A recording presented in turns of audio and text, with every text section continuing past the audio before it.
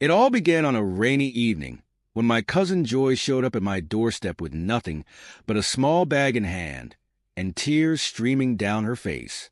She claimed she had nowhere else to go. Reluctantly, I let her stay, offering her the spare room in my modest apartment. She was family, after all, and I couldn't turn her away. At first, things were manageable. Joy helped with chores and promised she would find a job soon, but weeks turned into months, and her promises remained just words. She spent most of her time on her phone or watching TV, while I worked long hours to keep the house running. I began to feel like her personal provider, and resentment started to creep in. Little did I know, this was only the beginning. Living with Joy became a financial burden. She contributed nothing and always found reasons to delay her job search. I paid for her meals, her toiletries, and even her occasional outings with friends. When I confronted her, she would tear up, accusing me of not being supportive during her difficult time. Despite my frustrations, I couldn't bring myself to kick her out. Family ties weighed heavily on my conscience. I kept hoping she would change, that she would finally take responsibility for her life. But every passing day made it clearer that I was enabling her behavior. The strain was beginning to affect my mental health and my ability to focus at work. One evening, as I sat alone in the kitchen, I decided that things had to change. I just didn't know how to make it happen without causing a rift that could never be repaired. After much thought, I came up with a plan. I decided to have a serious conversation with Joy about her future and the expectations I had for her moving forward.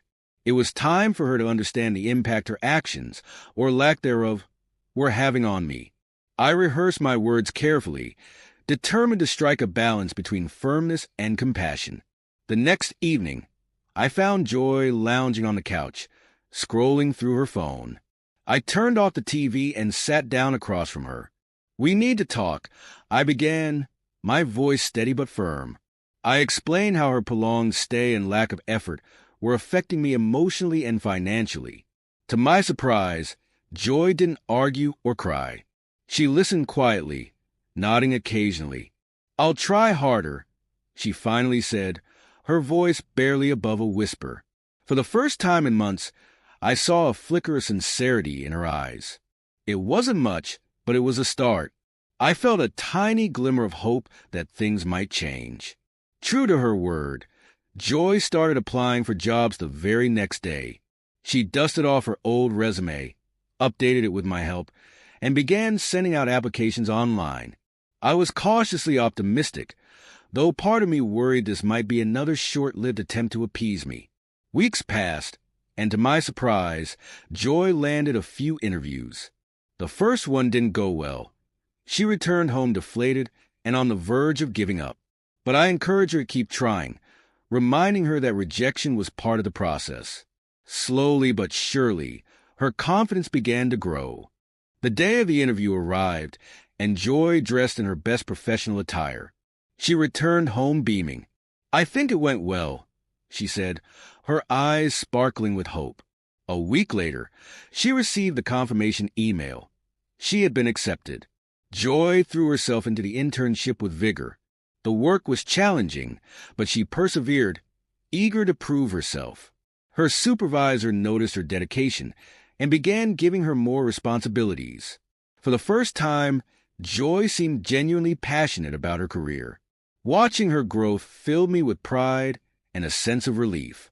Perhaps this was the turning point we had both been waiting for. The internship wasn't without its challenges.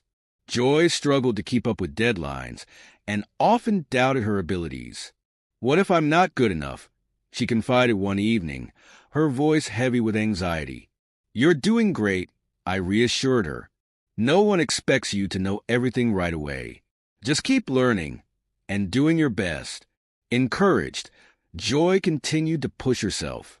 She started taking online courses to supplement her knowledge and sought feedback from her colleagues. Slowly but surely, she gained confidence in her skills. By the end of her internship, she had not only completed her project successfully, but also earned the respect of her team. The company offered her a full-time position, a testament to her hard work and resilience.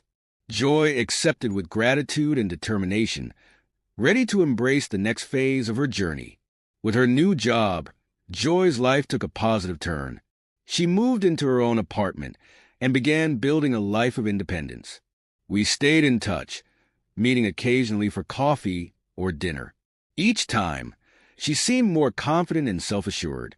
Joy's newfound independence brought its own set of challenges. Managing bills, balancing work responsibilities, and navigating social relationships were all new experiences for her. She confided in me about her struggles, but I could see that she was determined to figure things out on her own. One evening, over dinner, she shared a story about a difficult project at work.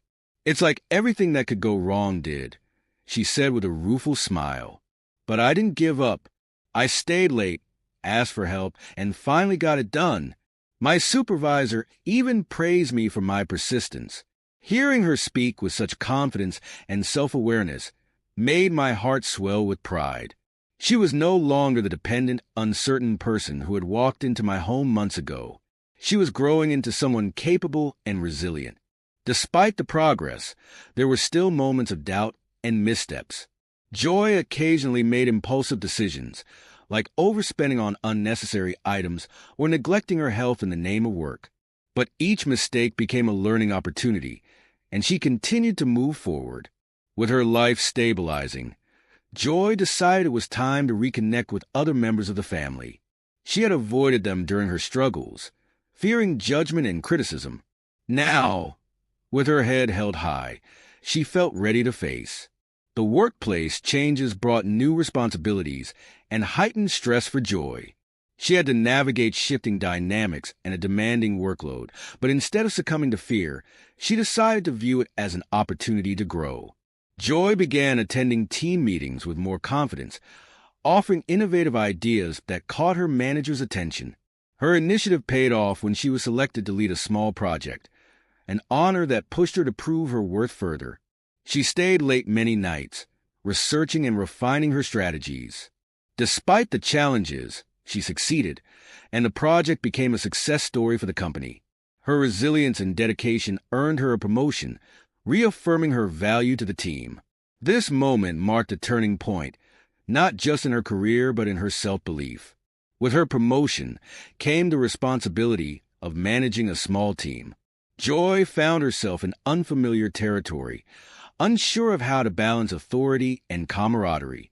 At first, she struggled, as her team questioned her decisions and pushed boundaries. Determined to succeed, Joy turned to online courses and mentorship from her supervisor. She learned the art of effective communication, conflict resolution, and motivating her team. Gradually, her leadership style began to evolve, and her team responded with respect and trust. "Leading is hard," she admitted to me one day, "but it's also rewarding to see others grow because of your guidance." I could see how much she had matured, not just as a professional but as a person. One sunny afternoon, Joy attended a networking event in the city. She mingled with professionals from different fields, eager to expand her horizons. It was there she met Emeka, a young entrepreneur with a passion for digital innovation. Their conversation was lively and inspiring, sparking a connection that went beyond business. They exchanged contact information, and over the following weeks, their meetings shifted from coffee catch-ups to brainstorming sessions about future collaborations. Emeka's ambition resonated with Joy, and his support fueled her drive to excel further. Inspired by her conversations with Emeka, Joy began to think about her long-term goals.